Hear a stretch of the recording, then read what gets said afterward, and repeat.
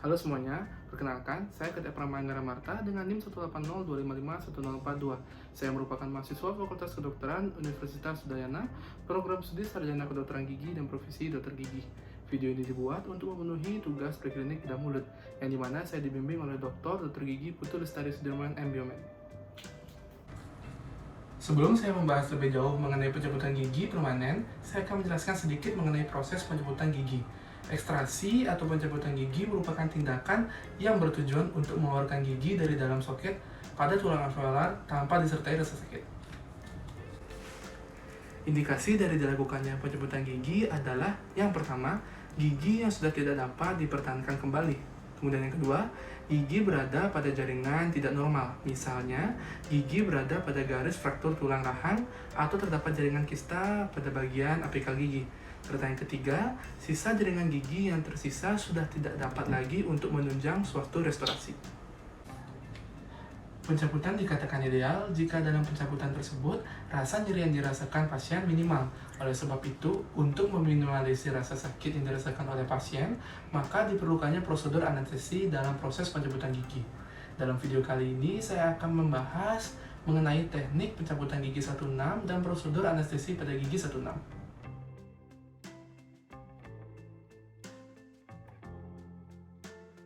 Posisi operator berada pada posisi jam 7 dengan posisi pasien semi-supine.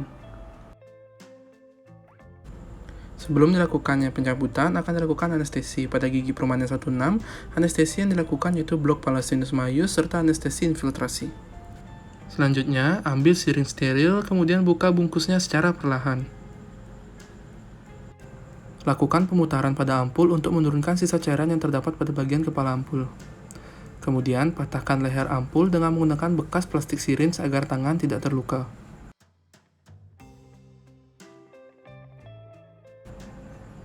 Kemudian, masukkan larutan anestesi ke dalam syringe. Jarum pada syringe harus tepat berada di tengah. Jangan mengenai dinding ampul agar jarum anestesi tidak tumpul.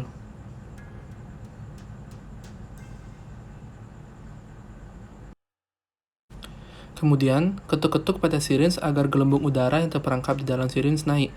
Kemudian keluarkan sedikit cairan anestesi agar gelembung udara yang terperangkap dapat keluar. Kemudian, arahkan jarum syringe ke tutup syringe agar tidak melukai tangan.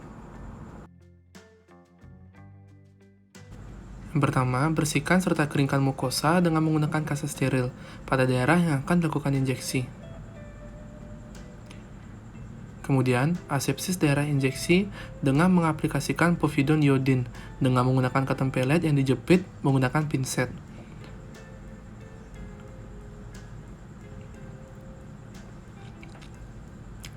Aplikasikan anestesi topikal dengan sediaan gel dengan menggunakan cotton tip. Lakukan pada titik insersi jarum yang berfungsi untuk mengurangi nyeri saat akan dilakukan insersi. Setelah itu, tunggu selama 2 menit.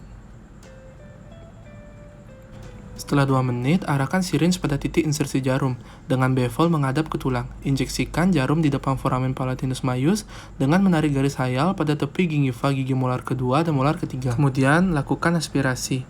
Jika aspirasi negatif, maka larutan anestesi dapat dideponirkan sebanyak 1 cc. Lakukan secara perlahan untuk menghindari gelembung.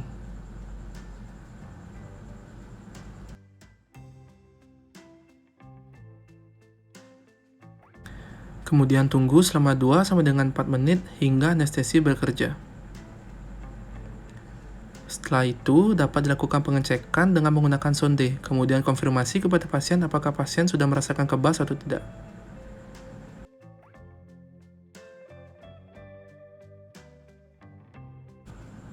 Anestesi infiltrasi dilakukan pada lipatan mukobukal di atas apeks akar gigi 16. Oleh karena itu, retraksi pipi pada daerah yang akan dilakukan anestesi untuk meningkatkan visibilitas. Injeksikan pada perbatasan mukosa bergerak dan tidak bergerak. Yang pertama, bersihkan serta keringkan daerah insersi dengan menggunakan kasa steril. Selanjutnya, asepsis dengan menggunakan povidone iodin.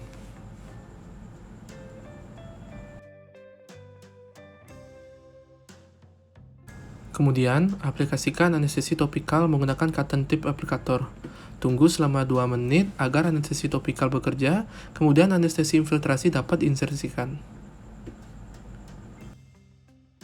Pada gigi molar pertama rahang atas permanen, anestesi infiltrasi dilakukan 2 kali, yaitu yang pertama pada nervus alveolus superior medius yang menginversi akar mesiobukal gigi M1 rahang atas, kemudian diinsersikan di antara mukosa bukal antara gigi P2 dan M1 rahang atas.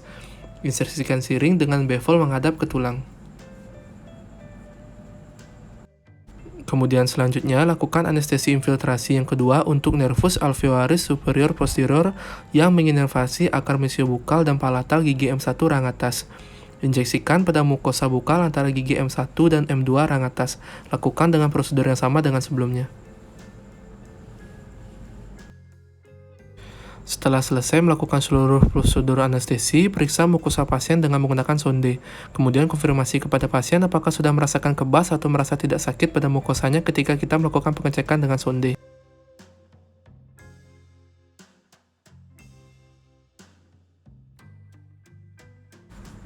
Letakkan jari telunjuk pada mukosa palatal dan ibu jari pada mukosa bukal dari tangan operator yang tidak dominan. Pertama, putuskan jaringan lunak yang mengelilingi gigi dengan menggunakan curve desmotom. Desmotom dipegang dengan tangan dominan dengan teknik Pengrave. Dilakukan dengan satu gerakan kontinu mengelilingi gigi. Selanjutnya, luksasi gigi dengan menggunakan bane. Bane diletakkan pada aspek mesial dan distal dari gigi yang akan diluksasi, searah jarum jam dari aspek distal dan berlawanan arah jarum jam dari aspek mesial.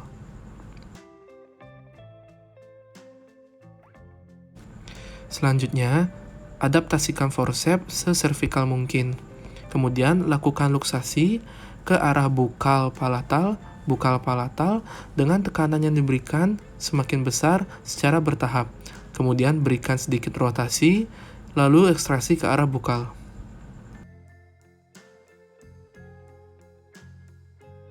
Kemudian, palpasi tulang di sekitar soket. Selanjutnya, berikan tekanan pada tulang bukal dan palatal yang terekspansi agar kembali ke bentuk semula. Kemudian, instruksikan pasien untuk menggigit tampon selama 30 sampai dengan 45 menit sampai pendarahan berhenti.